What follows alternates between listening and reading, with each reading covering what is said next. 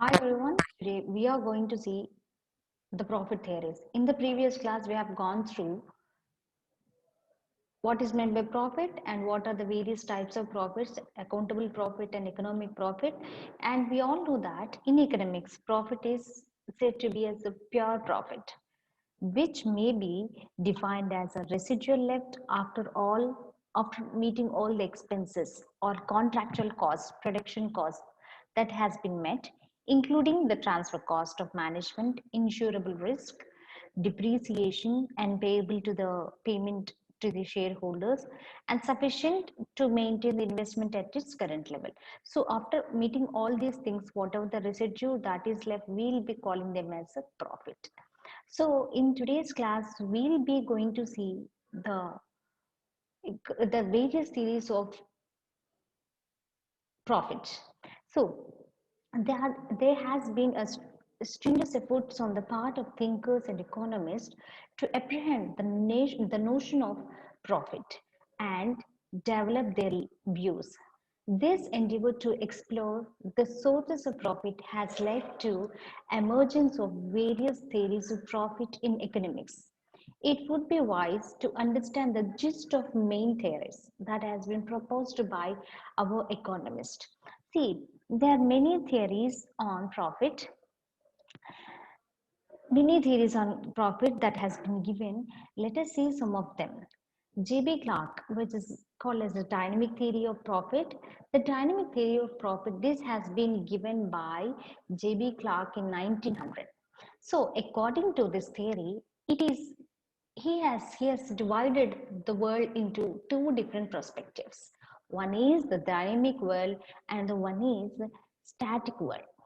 So he says that he argues that in the dynamic world, we can generate profits or else accumulate that profits can be accumulated in the dynamic world and not in static economy or static world. Because what are the reasons behind why we can't get profits in the static world? This is because he has given some assumptions for static world where he argues that we cannot generate profits because there is no change in profit, there is no change in population, no changes in the capital formation, and no technologies, innovations of production technologies or methods of production are invented. There are no changes in the process of production, though there is a perfect mobility of factors of production, yet the factors do not move because their marginal product is the same in all the industries. And there is no uncertainty and thus no risk. In the static world, these are the assumptions which he has given. On based upon these assumptions, he argues that in a static economy, therefore, firms make only normal profit. What is that? Firms make only normal profit are the wages of management. Those are called as the wages of management, and because they are taking the risk involved in the production process. So whatever the profit which is, whatever the residue which is left after meeting all the expenses, which is called as the wage for the management, which in other words called as profit. So he says that based upon these assumptions, he argues that in a static world, therefore, the firm can only make normal profit.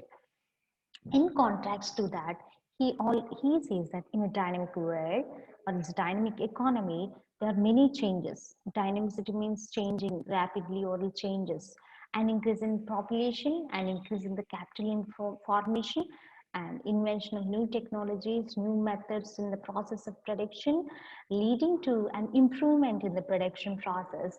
There are changes which occur in the business organization structure of the organization, or also change in the raw materials, and all these factors of production, changes in the factors of production. In such conditions, he argues that in such a dynamic world, the entrepreneur takes advantage of different opportunities available to him to innovate, reduce the cost, and expand the production, thus increasing the sales volume. So there is a lot of possibility in the dynamic world to acquire this profit. It is because of these strategies adopted by the entrepreneur that profits emerge in dynamic world. The profits so earned by the entrepreneur are temporary. He also says that the profits earned are temporary, they are not permanent, because changes in the time zone, we already said that we always adopt changes, change in technology, change in factors of protection, change in capital investment, and all these changes will have an impact and long term. Due to the competition between the firms, once the new technologies are adopted by other firms, there is an increase in the demand for product factors of production, leading to increase in the price of these factors and in cost of production. And so there is, when there is a factors of increase in the price of the factors of production, definitely it impacts the cost of production. Definitely cost of production increases. On the other hand, due to an increase in the production by all the firms in the industry, there is a decrease in the prices of the goods which are being produced. So when they all the companies have started increasing, started increasing the production, started producing the same product, definitely the value of the product comes down. Thus, the net result is the profits tend to disappear. But in the dynamic world, change is an ongoing process. It is a continuous process. Now you can see new mobile is coming to new mobile is coming in this month, and the next month we will launch with this invention. The other companies may not be sitting idle, they'll be inventing with some other new feature, creative feature that may attract the customers. So to attract the customers, what too many inventions, too many products within the same product line, what happens, the product, the demand for the product increases. Along with that, the price of the products come will also reduces. But in the dynamic world, change is an ongoing process. New technologies are invented at different points in different in time, and thus profits appear at some stages and disappear at other stages. So thus it is a continuous process with profits appearing and disappearing. This is what the theory talks about. So it is very, very important. He says that in real world the profit may not be constant. Every time we cannot acquire the same profit. Every time we cannot use the same technology. So that when the technology changes, it depends upon the taste and preferences whether the technology is opt to the customer needs or not.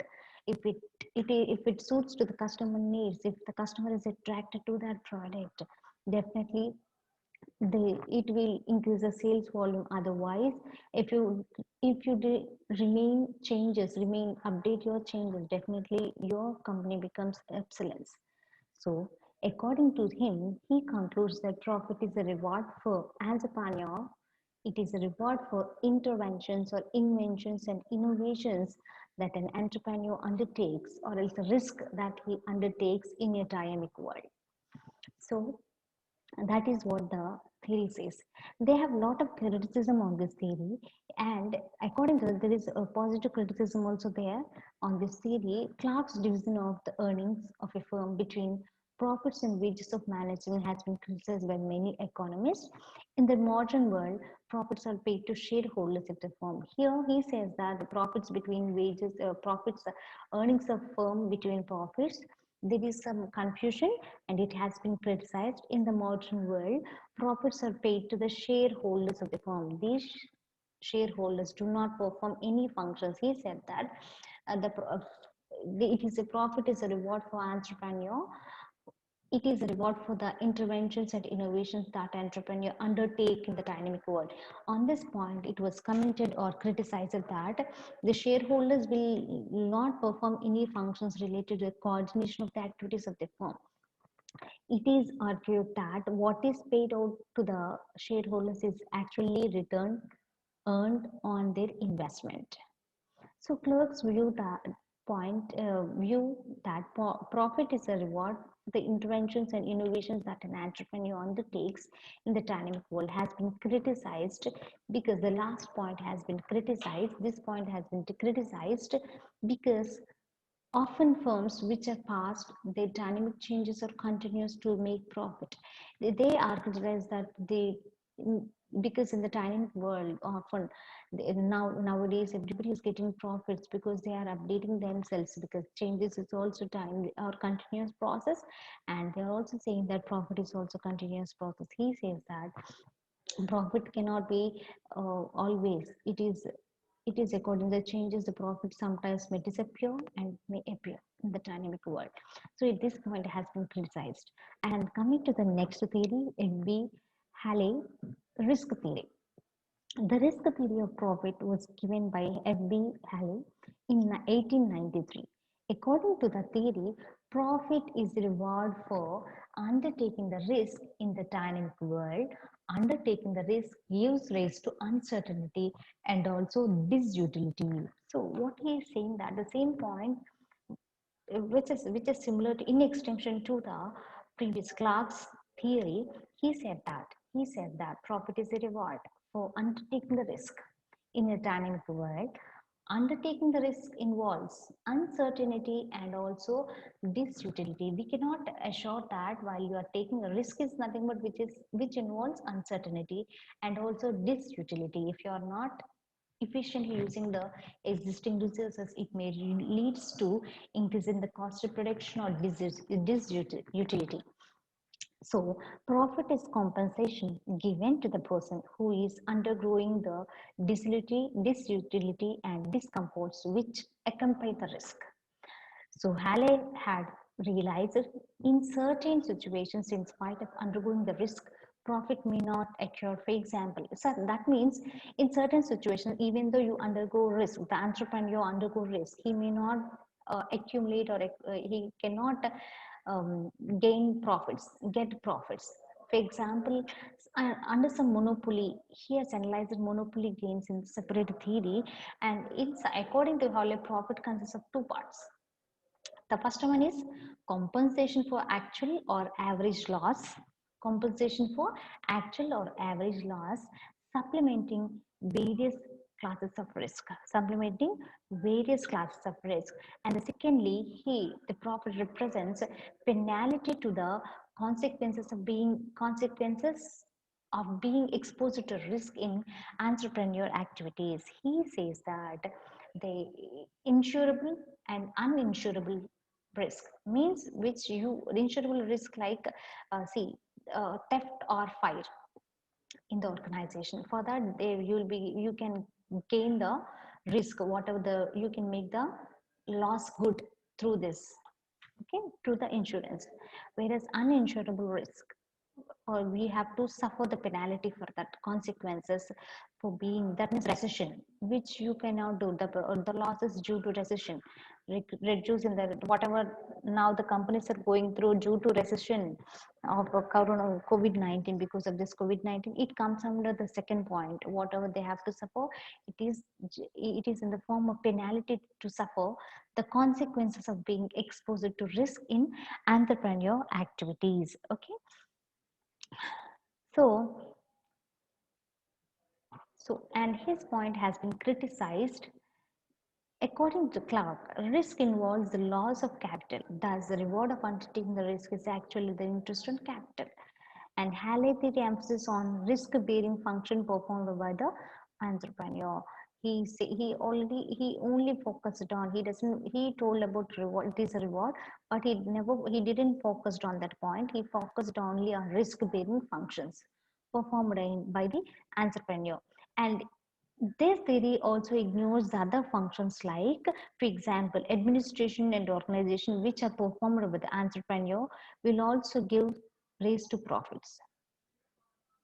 Okay, he other functions, he has given some other, he has ignored some of the points. That means the organization and administration which are performed by the entrepreneur, which also give rise to profit. And this Halle fails to distinguish between insurable risk and uninsurable risk. Halle risk theory is one of the most widely accepted theories today. So insurable risk and uninsurable risk. So what I have told before is insurable risk and uninsurable risk. See, so risk in the business may arise due to absence of a product. Risk may occur, risk in business may occur due to absence of a product.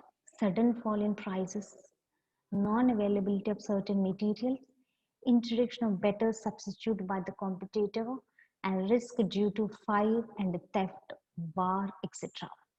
And all these things, Halley has considered all these risks are inevitable elements of production, and those who take the risk are more likely to earn larger profits. Okay, he says that who are likely to take the risk may earn more profits. So, and he believes that profits arise from factor ownership.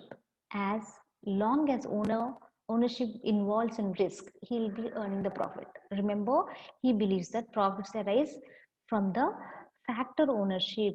As long as the ownership involves risk, they'll be gaining the profits.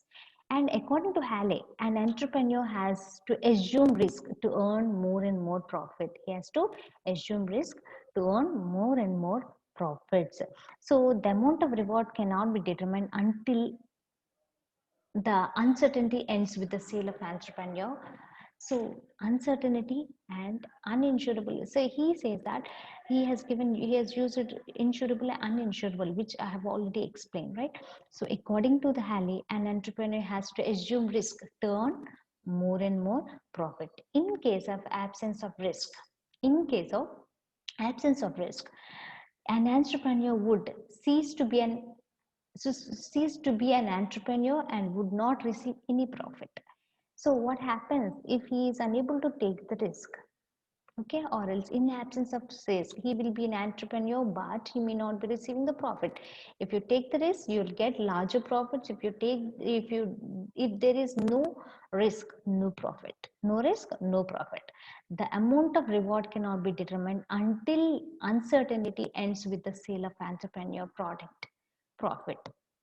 Okay, so that's why, in other words, this Halley theory is also sometimes called as residual theory. He says that when for taking the risk, whatever the concept, whatever the uh, after the sale, after production, whatever the money which is left, whatever the residue that is left, that residue is called as a profit. He is calling. So Halley theory is also called as residual theory. In some way, it is also called as residual theory. Coming to the next theory, F.H. Knight uncertainty theory. The uncertainty theory of profit was developed by Knight's, it is also called as Knight's theory of profit. Uncertainty theory is also called as Knight theory of profit. This theory of profit is pronounced by, or else it is invented or developed by Frank H. Knight. His name is Frank H. Knight. He is a person who treated the profit as a residual return. Who treated the profit as a residual return. He is a person who treated the profit as a residual return because of uncertainty and not because of bearing risk. Remember, because of uncertainty, that means he distinguished between risk and uncertainty. He distinguished between risk and uncertainty. So, according to Frank H. Knight, he treated the profit is nothing but it is a residue. It is a residual return. It is a residual return. Profit is a residual return because of uncertainty, not because of risk bearing. According to the theory, profit is a return on uncertainty bearing. Knight had distinguished between risk and uncertainty. According to him, risk are of two kinds, and he has distinguished between risk, different types of risk. Okay, what are the two kinds of risk? He categorizes risk into two categories. One is calculable risk and incalculable risk. Calculable risk and incalculable risk. Let us see what is meant by calculable risk.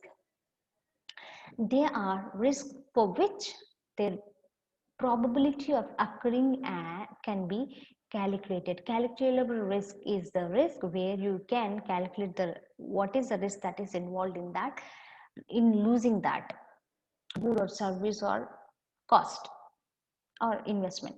So you this is what and thus we can insure against it. For that, we will be able to insure against it. Such type of risk or theft.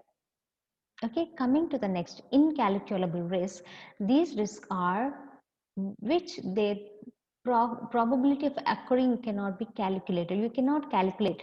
For example, if you have lost your mobile, you can insure if it is insured, or else if you are having a vehicle, it can be a car, alter car, or else a dust. If that dust is very big car, right? So if it is insurable, if anything happens to that, or else if you're met with an accident, you or your car will be insurance under insurance, you will be getting, or you can claim the amount for the damages. So the risk will be claimed, you can claim that amount for theft or risk if your product is insured, or fire accidents. Coming to the incalculable risk, which cannot be, the probability of occurring cannot be calculated, and thus they cannot be insured against. For such, for example, recession. Okay, for example, efforts of recession on the profits of a firm. Thus, there is an element of uncertainty will be involved in the risk, incalculable risk. There is a uncertainty will be involved. Let us see criticism on this. So often the dividing line between risk and uncertainty is very thin. There is a very minute difference between the risk and uncertainty. Hence, it is difficult to make a distinction between two. This is a criticism. Knight's theory does not often apply to the situations in the real world. In certain areas like agriculture, there is uncertainty, but the returns are low. Thus, uncertainty does not necessarily leads to profit. Whatever he said, that whenever there is uncertainty, you will be getting more profits. Risk is there, more profits will be there. So, which is not applicable to every field. For example, agriculture, if there is a lot of uncertainty, we cannot confine you today. We'll have rain. Sometimes, if we feel like if we should get rain, sometimes we won't be getting right. So, the lot of uncertainty, but the returns are very low. So, thus uncertainty does not necessarily lead to profits. So, let us see. I think it is a I to be explain it in a way. It is in the area of uncertainty which makes decision a critical function. It is an area. Uncertainty is area where the decision making is very critical for an entrepreneur. If his decisions are right in such situations, definitely he can make profit. According what is his argument is, uncertainty is the area where decision making is very critical. In that uncertainty, if he is having the ability to take the right decision, definitely he can make profit. Thus, according to Knight, profit arises from the decision taken and implemented under the conditions of uncertainty. He says that or he argues, Knight argues that profit arises out of uncertainty, not out of uncertainty. At the time of uncertainty, what are the decisions which you are taken and implemented at times of uncertainty, it gives rise to profit. The profits may arise as a result of decision related to the state of market, such a decision. Okay. So let us see the next theory, J.A. Schumpeter innovation theory.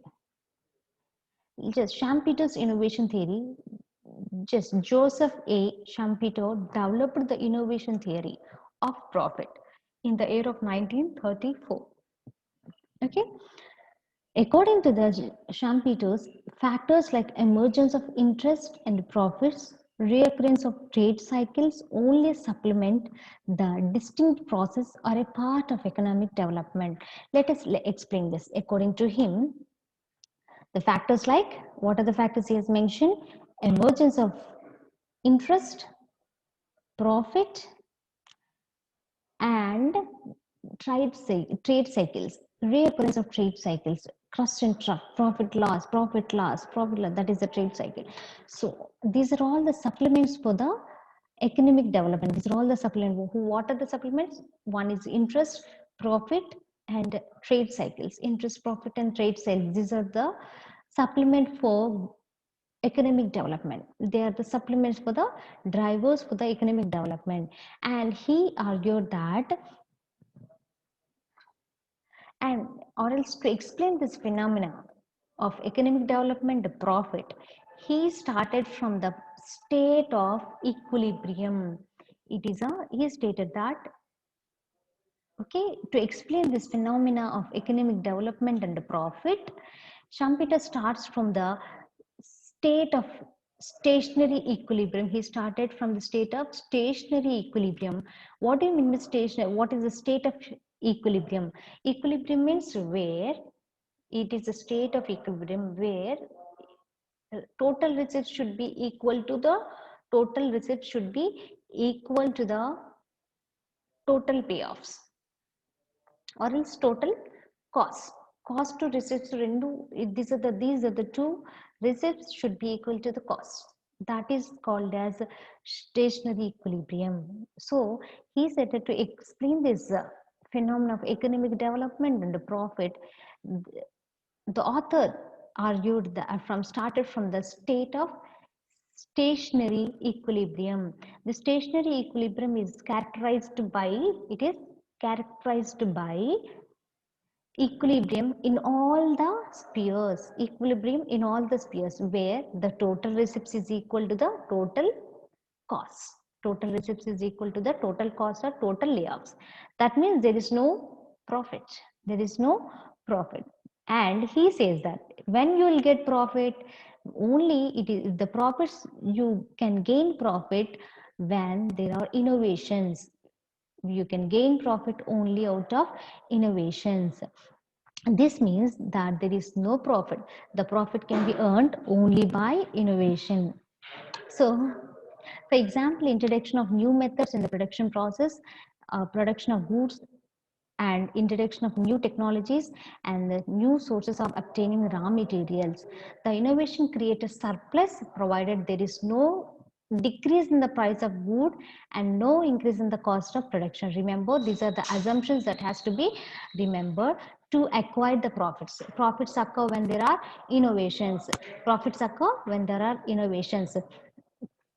For example, introduction of new methods in the production of goods and introduction of new sources of obtaining raw materials, and these innovations, you also say that innovations create surplus and provided there is no decrease in the price of good and no increase in the cost of production. Remember, these are the assumptions has to be fulfilled to gain the profits out of these innovations, because innovations are the way to generate profits. Okay, so what are the activities? Innovation of new product or new quality of goods and services, new methods and techniques of production, new market, new sources of raw materials, new technologies, and all these should not impact on the price, decrease in the price of the goods and services, and it should not impact on the increase in the cost of production. So the profits may be short-lived. Here also he the same word told in the dynamic. In the first theory, Clark's theory, we have learned that profits should be maybe short-lived, right? The innovations may be imitated by the other, because why he is saying that, he is justifying the word, his statement, profits may be short-lived, as because the innovations may be short-lived by other entrepreneurs, will be imitated or copied by other entrepreneurs, which may lead to increase in the demand for the limited factors of production, leading to the increase in the price of these factors of production. What happens when there is a new innovation? Every time you have to innovate something, and when it comes into the market, the other people will definitely, the competitors will definitely copy, clone that technology. If it is really attracting the uh, customers, definitely it will be copied by the other entrepreneurs, which may lead to increase in the demand, which may lead to increase in the demand for the limited factors of production, leading to the increase in the price of these products, factors of production. Thus, cost of production will be increasing. When your innovation is invented by, which is imitated by other entrepreneurs, definitely they'll start produce the same product, and people, and it now there is a lot of competition. Okay, and there is, in case everybody is using the same technology, the cost of production will be definitely increases. On the other hand, since many firms opt for new technology, the supply of good may increase, leading to decrease in the price of good. Thus, over time, difference between total receipts and total outlays may disappear, and economy may reach to the stationary equilibrium, which is at a higher level. So when this difference, what are the difference? Innovation is one which makes a difference between in total receipts and total outlays. When there is a difference, then you will get profits. When this difference disappears, when this difference between this total receipts and total outlays disappears, then you will be reaching into a new equilibrium or stationary state at a higher level. There is no profit. When you reach that state, there is no profit. So this is what he wants to explain, and what there's a lot of criticism on this theory also. Schumpeter ignores the importance given to risk and uncertainty in earlier, that is, which is mentioned in earlier theories of profit. He didn't use any risk and uncertainty words. Schumpeter's theory emphasizes only on the importance of innovation. He only emphasizes on the innovation. He only spoken about innovation performed by the entrepreneur. The theory also ignores the other functions, for example, administration, organization, which are performed by the entrepreneur, which also may raise the profits. Coming to the next theory, which is called as classical theory, and the theories of Marshall, Cecil, Tasing, and Walras are referred to as the classical theories. According to the theory, since interest is determined by real forces, including saving and investment, it is a real theory of investment. They have given a theory on investment. According to classical theory, the price of good is determined the demand and supply of good. We all know that the price of a, how can you determine the price of a good or a service? It is determined by the demand and supply of a good. It is determined by the demand and the supply of a good. Similarly, like how can you determine the price of a product? In the similar way, how can you determine the interest, which is the interest, which is the price of a capital. Interest is nothing but the price of a capital, and is determined by supply of savings. It is also similar, supply of saving, which is a supply of investable funds, and demand for investment funds. Supply of savings and demand for investable funds. Okay, these are the two factors that helps to determine the rate of interest. Let us see what is meant by interest. Like wages, rent, profit. Interest is also a payment for what? To the factor of production. Interest also payment to a factor of production. It is a payment made for the services of capital. What is interest? It is a payment made for the services of the capital. It is often defined as a price which is paid for borrowed funds. What is interest? It is the price which is paid for the borrowed funds. Thus, it is the amount, interest is the amount which is paid by the borrowers to the lenders for using their funds. What is interest? It is amount which is paid by the borrowers to the lenders for using their funds. Many theories have been put forward to determine the rate of interest. Many theories has been put forward to determine the rate of interest. Let us see, I'll give a explanation of it. Here, if you see this, the picture one depicts the determination of rate of interest. How can you determine the rate of interest in the classical model? So here S is a saving curve. If you see, the saving curve is sloping downwards. The saving curve is sloping downwards. This sloping downwards means it is showing a positive relation between savings and the rate of interest. Savings and the rate of interest is having a positive relationship. If you have taken on the x-axis investment, savings and investment, and on the y-axis if you have taken rate of interest, then now if you can see that if the saving curve is having a sloping downward, showing that a positive relation between the savings and the rate of interest.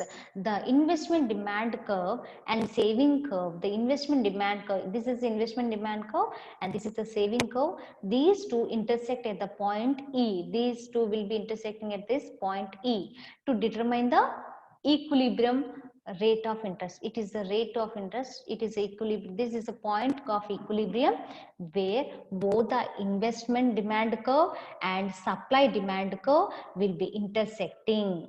Okay, where supply of savings equal to, it is a point where the supply equal to demand.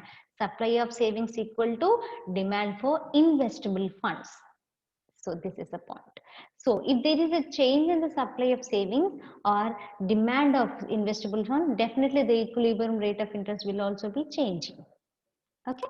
So how it will be, I will be explaining through this. For example, if you have taken the rate of interest on the y-axis and in the x-axis, as usual, rate of interest and also demand here. So if you see, and you can see the supply curve and the demand curve. The rate of interest is determined by the interest. There is an intersecting point by the intersection of demand and supply curves, and the equilibrium is restored by at a point, the same which has been explained by using some practical example which determined at the rate of 8%. So this is the 8% at this point. You can see the equilibrium where demand and supply curves, where the demand and supply curves intersect with each other at 8%, and demand and supply intersect at the 8%, and demand and supply of the capital is 700 at 700, and the rate of interest 8%. They'll be meeting, they'll be intersecting, demand curve and supply curve will be intersecting with each other. That is a point of equilibrium for the rate of interest. Okay, now if the rate of increases, rate of interest, if you go upwards, okay, let us see. Now if the rate of interest increases to 10% from 8% to, from equilibrium point to, if you increase the rate of interest by 10%, by 2% you have increased and it reached to 10%, increase it to 10%, the supply of savings exceeds. Here what happens, the savings will be exceeding. Here what happens, the savings will be exceeding the savings, and savings exceed, the supply of savings exceeds demand for capital. And what happens, the supply of savings exceeds the demand for capital. That means supply is more than demand. When there is a supply is more than demand, which leads to fall in rate of interest rate.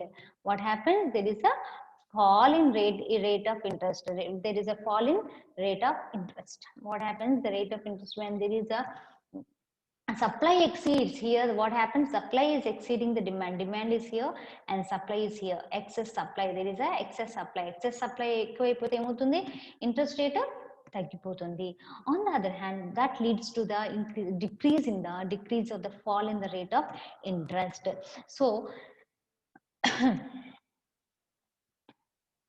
fall in the rate of interest. Okay, now let us see, on the other hand, when the rate of interest falls to 6%, if you see rate of interest, if it falls to 6%, what happens? Here it is vice versa. The demand for savings exceeds. In the above case, supply exceeds. In the below case, when the rate of interest, when interest rate falls by 6%, what happens? Demand exceeds in supply. Demand exceeds them supply, which will push up the rate of interest to restore an equilibrium rate by 8%. which can be restored by equilibrium state by 8%. Therefore, rate of interest is in equilibrium only at the point of demand and supply coincides with each other. So it is a how can you determine the supply? It is a point where demand and supply cut each other or intersect with each other. That is at 8% and 700%. This is what the practical I can show that. The next theory is neoclassical theory. Coming to this neoclassical theory, this theory is also known as loanable fund theory. This theory is also called as loanable funds theory. We have gone through investment theory, innovation theory, now only one which is left is loanable funds theory. Let us say it is an extension of the classical theory. It is an extension. Classical theory talks about interest. Now it is talking about loanable funds theory. In extension to the classical theory, savings and investment theory of interest. Okay, while classical theory has incorporated only non-monetary real factors, and loanable funds theory incorporate both monetary and non-monetary factors in the analysis. So in this theory we'll be incorporating that this neoclassical theory has been incorporated with both monetary and non-monetary factors. See, what is the theory? What are the assumptions of the theory? So in this, he has given some assumptions. Okay, the market for loanable funds is fully integrated with perfect mobility of funds. So first, what he is saying that there should be a perfect mobility of funds. This is what has to be happen for perfect mobility of funds. First assumption, there exists a perfect competition. Perfect competition should be there. That means each borrower and lender is a price taker. In a perfect competition, they're all the people are price takers only. There will be only one rate of interest. There will be only a one rate of interest, and that will be a market clearing rate of interest, and that will be the market clearing rate of interest. That is the second assumption. Perfect competition, there shouldn't be all the people should be a price takers, and there is only one rate of interest, and it is market clearing rate of interest. Okay, and the third factors, all the factors other than the rate of interest, are assumed to be all factors remains constant other than this rate of interest. That means rate of interest does not respond to or interfere to other factor variables of macroeconomics. In other words, theory uses partial equilibrium analysis. This means the theory is using partial equilibrium analysis. See, the theory is in flow terms where flow demand, that means demand, the flow means here we are using two variables, two important factors. One is supply and second one is demand of loanable funds are analyzed to determine. We are using supply and demand. This is flow of demand and flow of demand and supply of loanable funds to analyze or to determine rate of interest. So the rate of interest is determined by standard demand and supply analysis. How can you determine the rate of interest here? By using demand and supply analysis. According to the loanable funds, the rate of interest, which is the price of loanable funds, is determined by demand for and supply of loanable funds. Demand for and supply of the loanable funds. Let us see how he has derived demand for loanable funds and supply for loanable funds. So the demand for loanable funds can be determined by the demand for loanable funds can be expressed as LD. LD is the loanable funds. LD is loanable funds is equal to investment plus change in demand for money. Change in demand for delta MD is change in demand for money. He has expressed it as a change in demand for money. So what he has given, that is what the equation. Okay, where I is a gross investment expenditure, del MD is the incremental demand for money, del MD is the incremental demand for money. Since I and LD are decreasing and they are decreasing function of rate of interest, LD loanable loanable, LD is a demand for loanable funds, also decreasing function of rate of interest. When while investment, which was present in the classical theory also, is a real factor, the incremental demand for money is a monetary factor. Here, what is a real factor, monetary factor? The incremental demand for money is a monetary factor. Hence, real and monetary factors are including. What is a real factor here? Investment is a real factor. Investment is a real factor. Which one is a real factor? Investment is a real factor. This one is a real factor. And what is a investment is a real factor, and demand for money, this is the second one. This is a monetary factor. Demand for money is a monetary factor. We are including, as said in the theory, in the previously theory it was said, in this theory includes both monetary and non-monetary factors. Real and monetary factors are also included. So let us see, the second part is supply of loanable funds. Now in the previous we have gone through demand for loanable funds. Now supply of loanable funds, LS. LD we have learned. Now LS is equal to, here it is a place of investment, right? Now S is a savings. Savings plus DH is a disordering of previous accumulated cash balances, aggregate disordering or previously accumulated cash balances, plus DM is incremental supply of money. DMM is nothing but supply of money. So here LS is a supply of loanable funds is equal to, yes, aggregate saving of all the households and firms in the economy, net of the dis savings, and DH is the aggregate disordering of previously accumulated cash balances, and del M is the incremental supply of money. Now, since both S and DH are increasing functions of rate of interest, while del M is autonomously, is given autonomously, L is also an incrementing function of rate of interest. So while yes, the savings, while aggregate savings of all the households and firms, S is a real factor. Here, S is a real factor. S is a real factor, and DH is said to be DH and DM are both are monetary factors. These two are monetary factors. Only one real factor, that is S, and these two DH and del M are real monetary factors. Hence, both real and monetary factors are included in the supply of money, and we can determine the loanable funds through supply. How can you determine the rate of interest by using this? What are the, by using the supply and loan, LS and LD. See, this is a LD curve and this is a LS curve. This is savings. Let us see. In the figure, if you see the figure, if you can see the, sorry.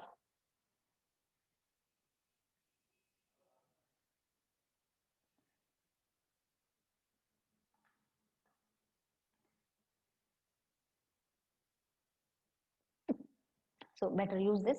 If you see figure, yes represents savings curve, which is represented, S is a savings curve. S is a savings curve with LS, while LS represents, S is a saving curve, S is a savings curve, and LS, this is LS. LS is the loanable supply of loanable funds, and LD is the, you know, LD is demand for demand of loanable funds, and LS is the sum of, already you have gone through this equation. So what is DH and del M? DH and del M. L is the sum of DH and del M. DH and del M. So let us see this distance. This distance increases as R increases, because while del M is given exogenously, del S is increasing function or of R. Okay, so let us see here. If you can see that I represents the investment, I represents the investment, LD is the LD is, this is the curve this is the equation of the loanable funds. This is a curve which represents the equation of supply for loanable funds. Okay, the horizontal distance between I and LD curve is del MD. The horizontal distance between I and, that is I and LD. This is the distance between I and LD. I and LD is del MD. So this distance increases as R decreases, because del MD is a increasing function of R.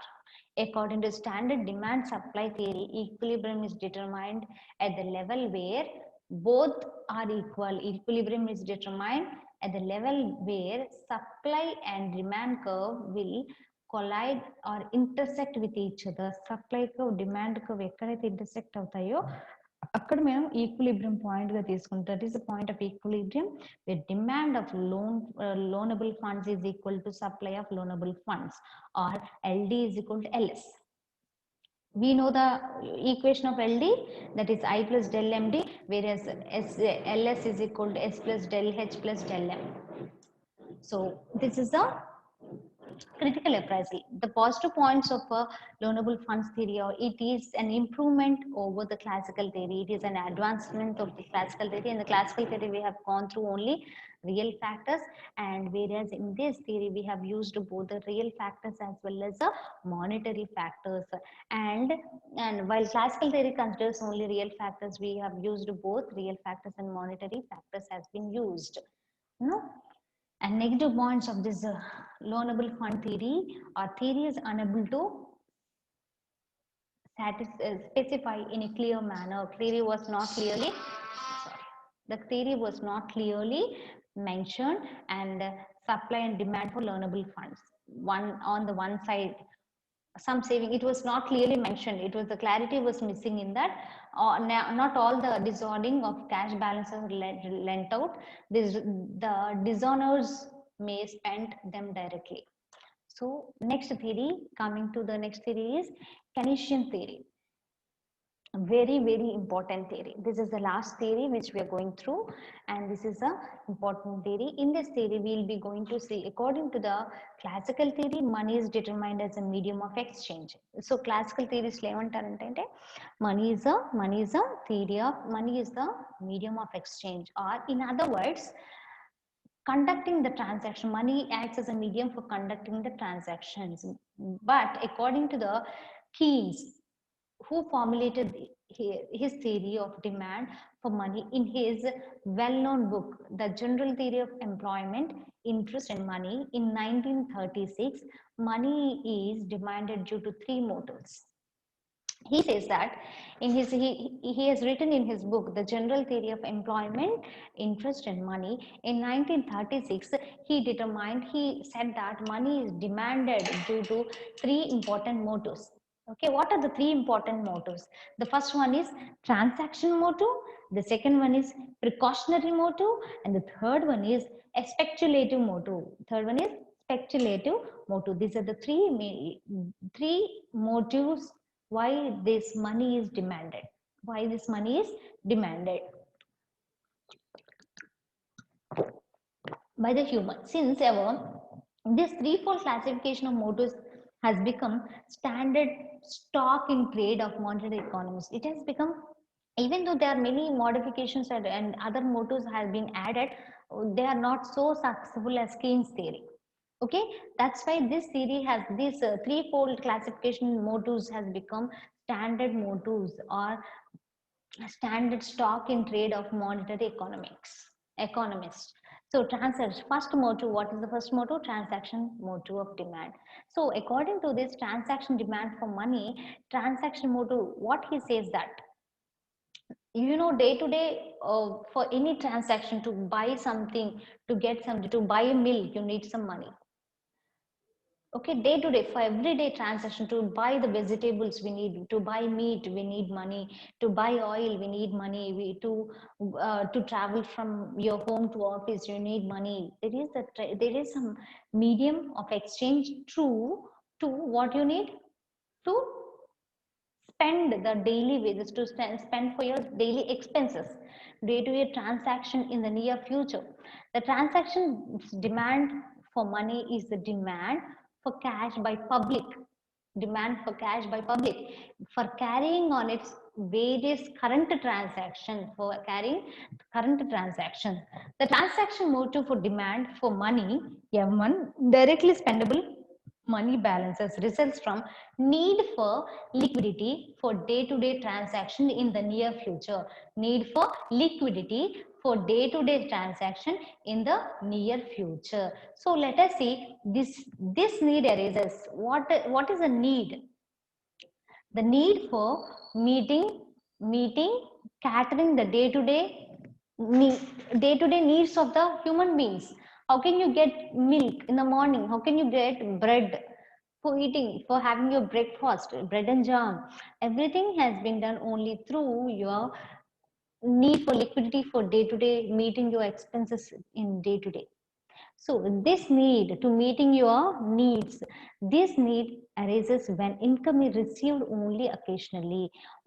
Okay, what is the problem here means you'll be receiving your income occasionally or monthly once and in discrete amounts, but expenditure occurs continuously.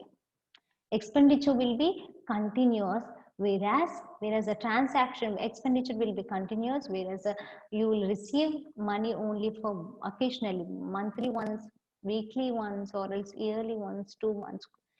So that is what does money is needed as exchange, as as has been emphasized by, explained by the economical economist, classical economist. The reason as why money is held as a medium of exchange is due to to bridge the gap between income received and payment made.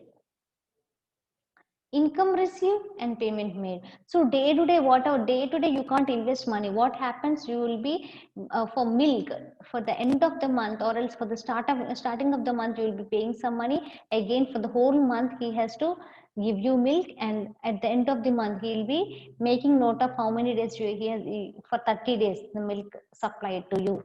So there is a gap, you can't give daily money, you can't spend money daily from your pocket, because you won't be getting wages daily, you won't getting receiving money daily. It is discrete amounts will be received by the people. So because of it, there is a lot of gap will be there. To bridge this gap, okay, involved in receiving money and payment made, in other words, it is required to bridge the gap between receipts and regular payments to be made. So the closer the gap, smaller will be the transaction demand for money. It is believed that there exists stable and direct relationship between income and transaction money balances. What is that? There exists a very stable and direct relationship between income and the transaction money balances. When you receive income daily, you can pay daily. Otherwise, what happens? You will take the bus pass for 3 months at the starting of the month. Again, you cannot give money to the bus daily, or else for auto it gives very high.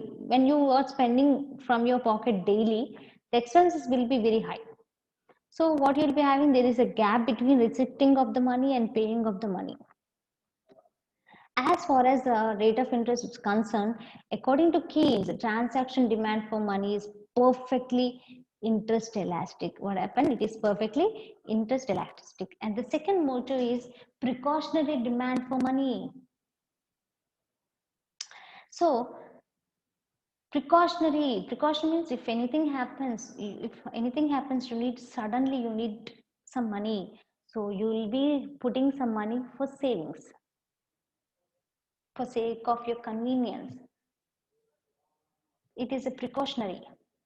Okay, so what happens, let us see. The precautionary demand for money is a demand for cash by public for contingencies which may involve unexpected expenditures and opportunities, which involve unexpected. The precautionary demand for money is nothing but it is the cash by the public, demanded by the public, which involve unexpected expenditures and opportunities. Thus, the precautionary demand for money existed due to uncertainties. If anything happens, accident, if anything happens suddenly, accident or else heart attack to your great grandmother, or if anything happens to your to you, okay, you need some payment. It is for those payments which is neither regular or planned, which is neither regular, that means not regular, not planned. It is unplanned incidences, unplanned to uh, incur the cost, or is to meet the expenses which are unplanned and which are irregular, which are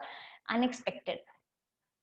Hence, it enables individuals to meet unexpected increases in expenditure or unexpected delays in the receipts. If you didn't get, sometimes you may not be getting your payments in time, but you have to pay the current bill, otherwise the current will be gone. And you have to make sure that you have to, if the payment is not done, okay, how can I go to the office? Some money will be kept aside for meeting such expenditures, unexpected delays in receipts. The precautionary demand for money varies with the income level. For the sake of convenience and following the convenience procedure, transactions and precautionary balances are often put together as a function primary of income level and as being interest inelastic. And the third motive, which is called as speculative motive for money. What is that? Speculative motive for money. The third one is speculative motive for money.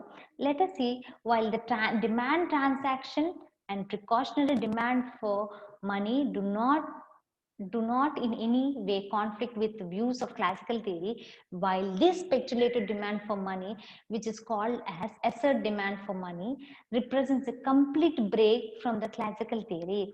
This speculative motive will be a complete which breaks from the classical theory. So let us see, what is it? It is one of the most important contributions made by Keynes to the theory of demand for money. It is one of the most important contributions made by Keynes to the theory of demand for money. What is this speculation?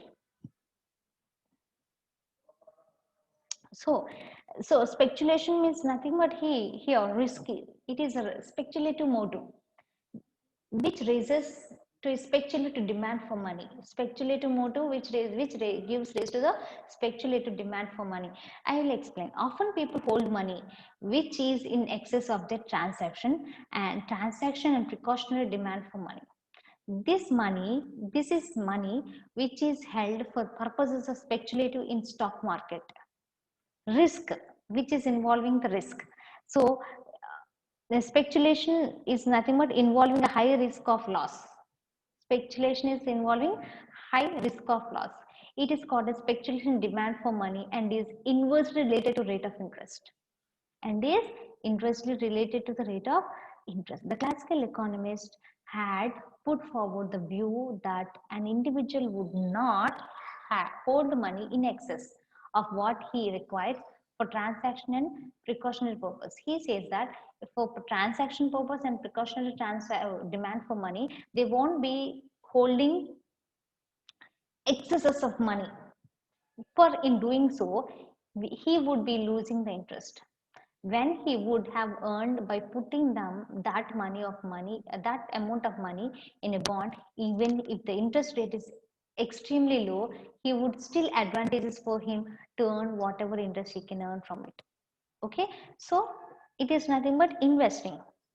So however, Keynes, however, had different opinions. First of all, to present his views, he assumed that individuals hold only two kinds of financial assets in their asset portfolio. One is money and perpetual bonds, irredeemable bonds. Okay, a bond is, what is a bond? A bond is an asset that carries a promise to pay to its owner at a fixed amount of income per annum. So this income entitles the owner of the bond to future income stream. So the market price of the bond will depend on large extent on the rate of interest fixed in terms of money. So Keyes has pointed out that individual who is purchasing bonds does so because he expects that in near future there will not occur an increase in the interest rate. In case he expects an increase in the rate of interest, he should not be purchasing bonds and instead he will be holding those money.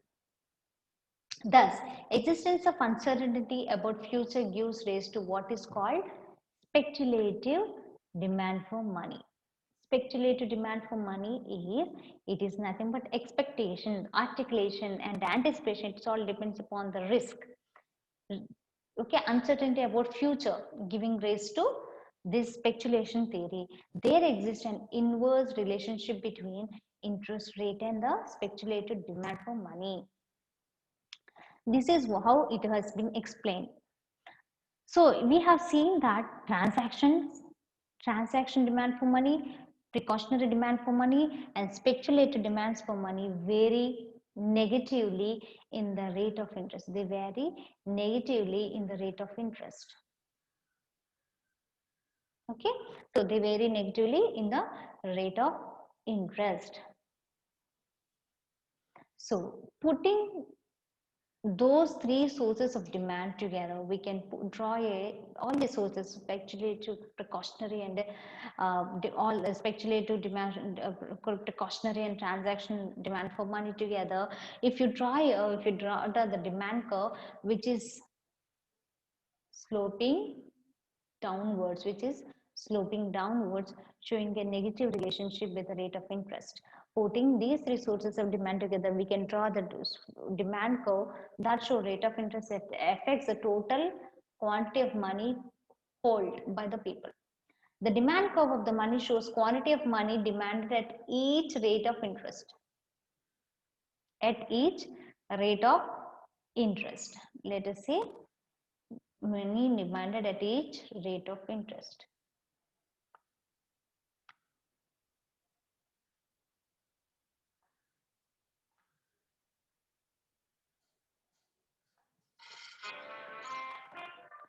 At each rate of interest. Let us see the demand curve for money. The demand curve for money shows the quantity of money demanded. So the quantity of money demanded at each interest rate. It's downward sloping. Let us see, it is downward sloping expresses the negative relationship between the quantity of money demanded and interest rate and rate of interest. And so if you observe the curve, so what is happening? The demand curve will be sloping downwards. It's showing the negative relationship between the rate of interest and demand for money. So the relation between the rate of interest and the quantity demanded is negative. So there is a negative relationship exists between the quantity demanded and rate of interest. So if you think think of alternative of holding money as holding bonds, then the rate of interest or differential between this rate of interest in the bond market and rate paid on the money deposit represents the price of holding money. As in case all the goods and services, an increase in the price reduces the quantity demanded. So thank you very much for your patient listening. Thank you.